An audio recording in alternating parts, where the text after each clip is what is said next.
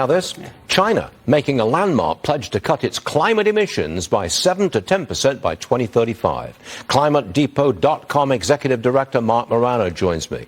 Mark, China has been adding to CO2 emissions consistently for years and years and years. Why are they announcing emissions cuts now? Well, I believe China is trying to trump Trump.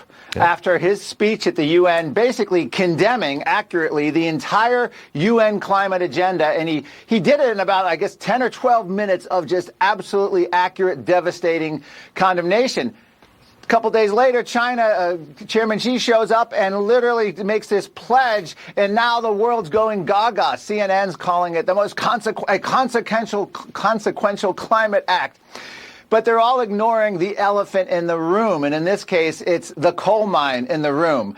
China is more than 53% of the world's global coal production. They dominate. They built over 100 plants, nearly 100 coal plants in 2024. They have an average of 2 coal plants a week. Yet now, this week at New York City's UN Climate Week, China is being heralded as the green savior. Well, Donald Trump is being heralded, I guess, as the climate Satan, or whatever phrase you want. But this is a PR move by China. Okay. Pledging in the future. And I love how they included more electric vehicles they're going to pledge as part of their climate goal. It takes 500,000 pounds of material dug up from the earth to make one Tesla-sized battery. Hardly something to be environmentally bragging about. Listen to what Hillary Clinton said about Trump's climate remarks at the UN. Okay. Roll that tape, please. And as someone who has literally written a book about how to stand up to dictators, you have been on the front lines of the war against misinformation, disinformation. Yesterday at the UN, President Trump said, climate change is a hoax. It's also a sign of your fight, Maria, because it's just total disinformation.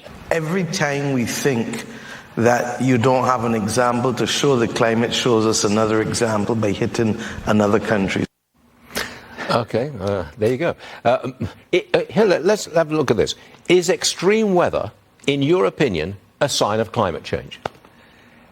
First of all, no, it would not be, because you can actually go by the data. You don't need my opinion. On every metric, and the United Nations admits this, the U.S., even under Biden, National Climate Assessment admits it, on hurricanes, floods, droughts, tornadoes, wildfires, there's either no trend or declining trends on almost every major aspect of extreme weather. So if there's a climate signal in our weather, it's not showing up in the data. And even the United Nations climate reports admits that.